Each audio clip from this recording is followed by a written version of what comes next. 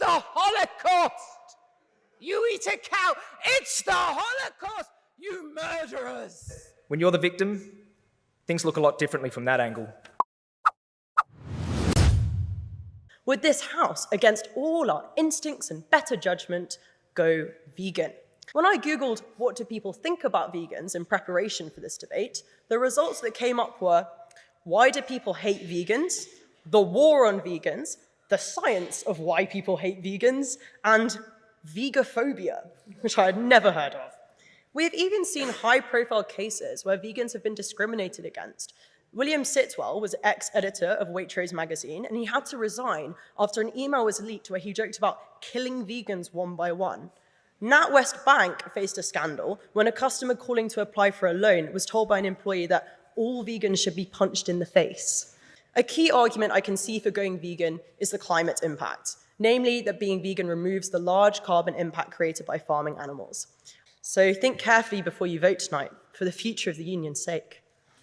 When it comes to consumption and human behaviour, it is near impossible to reach a point of total morality, so people are just going to pick the side that is most convenient for them anyway.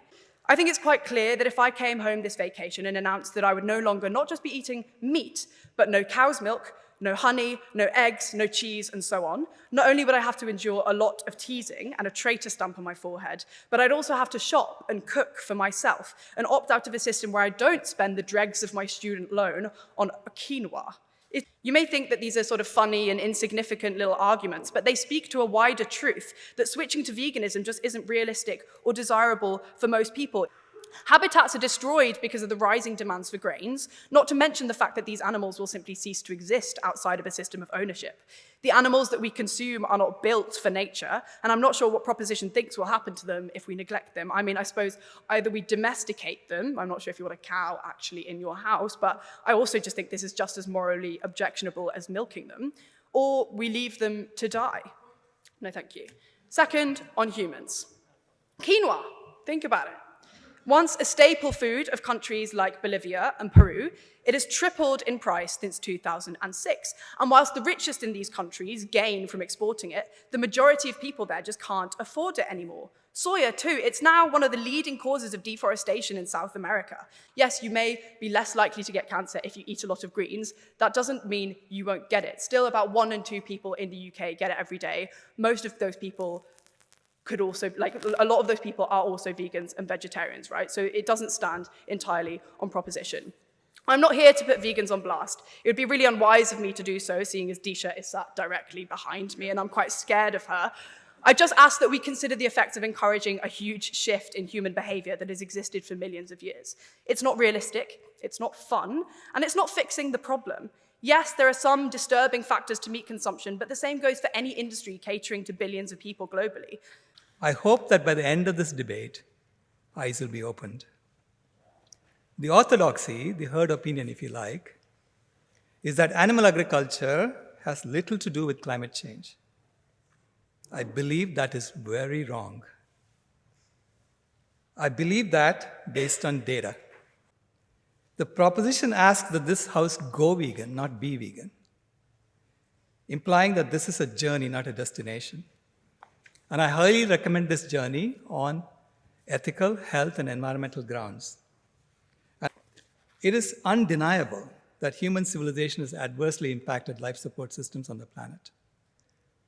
Scientists have identified 9 planetary boundaries that we must stay within for the sustainability of life on Earth. At the moment, we have transgressed 6 of them. And any one of these transgressions is enough to kill life as we know it on this planet.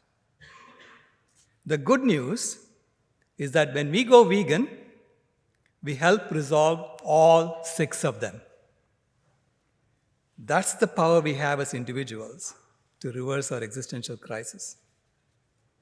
Animal agriculture is the leading cause of ecological destruction because it uses 37% of the ice-free land area of the planet just to graze animals, while bottom trawling an area of the ocean floor the size of South America every year for industrial fishing. Animal agriculture is the only major activity in which we destroy forests and replace them not with other trees for timber or paper, but with grass, which drastically reduces the diversity of life that the land can support. Animal agriculture is the primary reason why humans have reduced the number of trees on the planet by half. By going vegan, we can give nearly 40% of the land area of the planet back to nature, as well as the entire ocean. By restoring habitats for wild animals and allowing them to freely live in the ocean, we resolve this transgression as well. If instead we let wild animals die, we die. What social good comes from animal agriculture? Nothing. Only obesity, heart disease, diabetes, cancer, biodiversity destruction, soil depletion, falling of our waterways, antibiotic resistance, dangerous and dehumanizing work, animal cruelty, climate catastrophe, world hunger, and let's not forget pandemics. Indeed, there is nothing that will not improve when we end the cruelty and folly of exploiting animals. I have just given you the intellectual reasons to go vegan, but lasting change comes not from the head, but from the heart. In that regard, I have made a pinky promise to our granddaughter, Kimaya, that the world will go largely vegan by 2026, which is the year we will have killed almost all the wild animals on Earth if we do not change course. Ladies and gentlemen, I'm confident that true to your 200-year tradition of rebelling against false orthodoxy, this House will once again break away from the herd, see the cow in the room, and vote for the proposition to help our generation keep this sacred promise for all the children of the world. Thank you for your consideration from the bottom of my heart. Not all meat, fish, dairy is produced in the same way. Firstly, it might be good for you to take heed of some of Professor Miles Allen's research of this university. He argues, and I'm quoting here, that we don't actually need to lower meat consumption to stabilize global temperatures. And that's based on his research that looks at the short-lived nature of methane, which gets a terrible reputation in animal agriculture, but doesn't actually stay in the atmosphere permanently, but is often treated as such in the calculations that are used on the vegan side of the argument. Welsh beef and sheep production was amongst the most sustainable in the world, actually emitting probably a third less than the global average that are often used in the calculations on the other side. Welsh pasture-based beef and sheep farming is not like the feedlot, intensive feedlot and ranching systems elsewhere in the world, causing very high emissions, deforestation, poor welfare. Justifiably, you may want to stop eating that kind of meat. Some of the systems on our doorstep here, the Cotswolds, Dalesford Organic, for example, wonderful, good quality, sustainable livestock production, that isn't the same as some of the figures used for global meat production for more unsustainable parts of the world. Most vegans consume enough B12 to avoid anemia and nervous system damage, but many do not get enough to minimize potential risk of heart disease or pregnancy complications. Well, if you're going to vote for veganism tonight, I'd urge you to look all of these people in the eye. Could you do it? Could you look these people in the eye and say, sorry, time's up? I don't think you could. Please vote against the motion. Cows. It's really strange. There is no animal that drinks milk past infancy. Babies drink milk from their mothers until they're toddlers. And for some reason after that, society tells us that we need to move to cow's milk, which is meant for a baby cow. Now, when does a cow start producing milk? After it's pregnant. I say that because for some reason, people seem to think that cows just magically keep producing milk. They don't. Now, of course, farms aren't leaving a cow and a bull in a room together with some candles and music. No, they are artificially inseminating cows so that we can produce the billions of litres of milk that the industry needs. Now, after the cow gives birth, what happens next? If they're male, they are separated, taken, usually killed straight away because they don't have much of a use for the industry. And if they're female, the calf will grow up to suffer the same fate as its mother. Now, of course, there are obvious ethical issues here, and I'm aware that not everyone is convinced by the case that on a moral level, this is simply wrong. For some reason, we consider animals to be less intelligent and therefore less deserving of our empathy, which doesn't really make sense. I mean, there are lots of unintelligent humans, but you wouldn't want to go around, eating Piers Morgan or eating Katie Hopkins, for example. She's got the pen out. But on a fundamental level, animals want to live. They feel pain, they feel suffering, and just because we can do something doesn't mean that it's the right thing to do. But if that hasn't convinced you, this is also really bad for you. It means that the cow's milk that we buy is what's known as stress milk. I want to end by saying that in the absence of necessity, there is also the absence of justification. In our world today, we do not need to eat meat or dairy. And all it does is bring more suffering, not only to ourselves, but also to the environment and also to the poor animals who are going through this. So therefore, I urge you to vote for the proposition tonight. The richest parts of China had the highest rates of cancer. The poorest, rural parts, where they're doing subsistence farming, hardly any cancer. If I give you some figures, in the rural parts of China, the rates of cancer were something like 1 in 100,000. In the richest parts of China, it's roughly about 1 in 3, 1 in 4, sort of like our figures in this country. And they scratched their heads. They didn't understand, why should this be? Then they discovered, when they put all the evidence together, they said that the more meat and dairy products you have in your diet, the greater your risk of cancer. Now, the people doing the surveys were not vegetarians or vegans. I used to be an orthopedic surgeon. I used to replace people's hips. And my professors would say to all of those old ladies, look, go and eat as much cheese, drink as much milk, your bones will get stronger. That is absolutely the opposite of the truth. The more of these big proteins you have in your diet, swirling around in your bloodstream, the more acidic your blood becomes. If your blood is acidic, you need calcium to neutralize it. Where do you get the calcium from? It comes from the bones. In this country, we have weaker bones than the people in certain countries where their diets are pretty much animal product free. A healthy plant-based diet is not just good for the planet. It's not just good ethically. It's actually good for us. And if I can let you go away with something, it is that. But I want you to do me a favor and just vote for the proposition. Thank you very much. Yes, the House should go vegan, and as a matter of urgency. You might wonder why on earth I'd be so concerned with people being vegan. People often say, stop forcing your views onto me. Why are you trying to force your lifestyle onto us? Well, I can assure you I don't have some narcissistic goal of wanting you to be like me or to join my cult. The motivation is connected simply to the concept of supply and demand.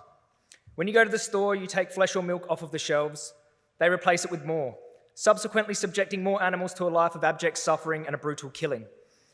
So the motivation is not to force my lifestyle onto you, but rather I want you to stop forcing your lifestyle onto other animals. For you, it costs just a few quid for a pound of chicken. For the animals, they pay the ultimate price. The vast majority of animals in the UK and the world are farmed in filthy factories, but you might find that hard to believe because of the lie you've been sold. What humans do to animals in order to obtain their flesh, milk, eggs, and skin is, in numbers, unequivocally the largest moral atrocity humanity has ever committed. Only 110 billion human beings have ever existed in our world's history. We kill more feeling sentient beings than that in a mere 6 weeks, by the most conservative of estimates, and all for trivial and needless products. In fact, since my talk started, we've already slaughtered over 2.5 million animals, and after just these few words, another 32,000. And just like that, minute after minute, hour after hour, millions of animals massacred. And for what? A burger? A ham sandwich? A chicken wing? I bet you probably couldn't remember what you ate for lunch last week. That's how little it meant to you. But for the animals, it was all they had. Now, these numbers are unfathomable. We're talking between 1 and 3 trillion land and marine animals every year. That even if you were to believe that a human life is worth 1,000 animal lives, 1 million animal lives, when we crunch the numbers, we surely should have reached a threshold to which you would consider our treatment of animals up there with the worst of moral crimes. If you don't, I'm sure the animals would see it that way. You see, it's easy to look at an issue from our perspective and say it just doesn't matter. But as famous animal rights lecturer Gary Orofsky once said, when you're the victim, things look a lot differently from that angle. If an atrocity like this were taking place to humans on such a scale, it would be the new Holocaust, on steroids. But the animal Holocaust isn't new. The systematic domination, enslavement, and mass killing of animals has taken place at least since the dawn of agriculture, and we've become more efficient at confining and terrorizing animals with the rise of factory farming in the 1920s. Animals were the first to be enslaved, the first to be systematically slaughtered, and the only victims to ever be served in a modern university cafeteria with no one batting an eye. For as long as non-human animals have been oppressed, they still are to this day, persecuted, treated like nothing, their charred bodies chewed up, digested, and flushed down the toilet. The utter disregard and contempt for these sentient beings is unmatched. But why are their lives disregarded? Well, just like racism or any other form of discrimination, it all starts in the mind first. Speciesism. You might have heard this term before. Similar to racism, it's essentially discrimination based on species alone. It's the reason we love and care for dogs but destine pigs to hellhole factory farms and a horrifying CO2 gas chamber to suffer and die. Speciesism is a form of human supremacy. We matter the most, so we choose who lives and who dies. Where have we heard that before? A quote attributed to Jewish philosopher Theodor Adorno rings true here. Our switch begins wherever someone looks at a slaughterhouse and thinks they're only animals. A testament to the dangerous mentality that stems from speciesism. You see, the speciesist sees animals as so far below us that it becomes morally permissible to treat them like their lives don't matter. And throughout history, we've heard different oppressors lowering humans to the status of animals in order to justify killing them too. This speciesist language tends to precede many mass atrocities and war crimes. But in a world where we respected animals to begin with, this dehumanization could never be used to justify the unjustifiable. In the words of philosopher Jeremy Bentham, the question is not can they reason, nor can they talk, but can they suffer?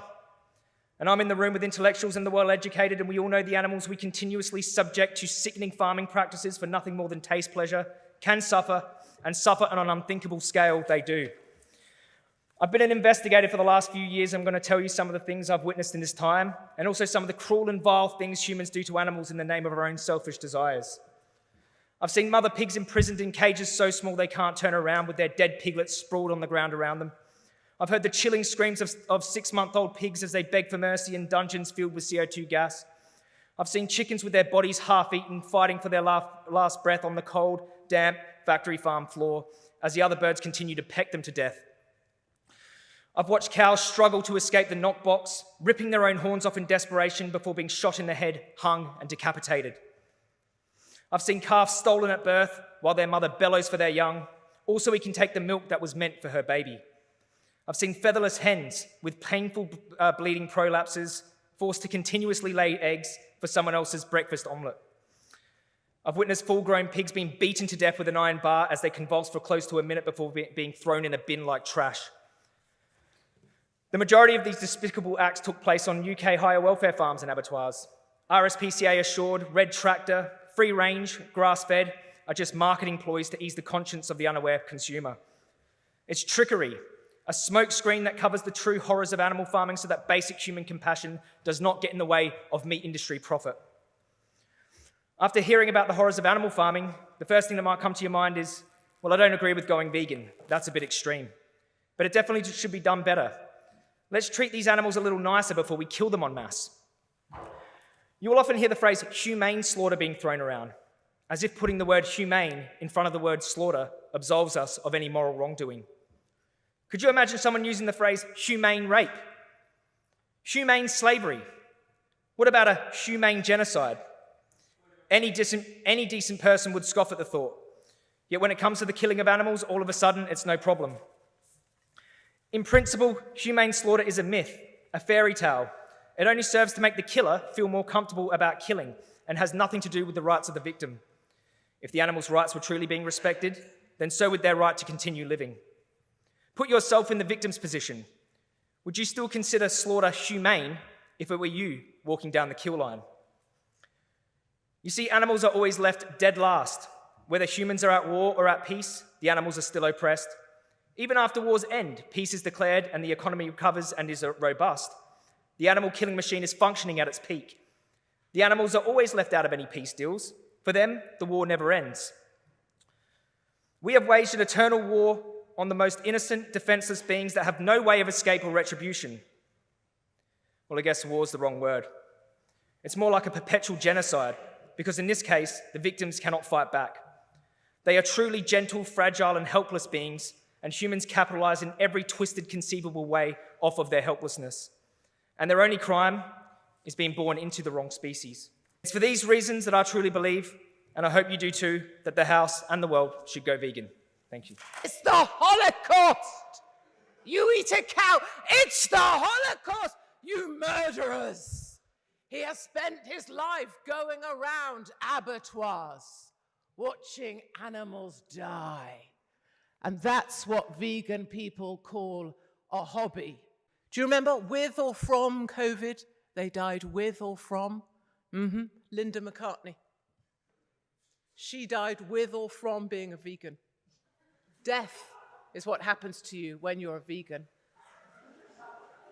And they lie. They lie.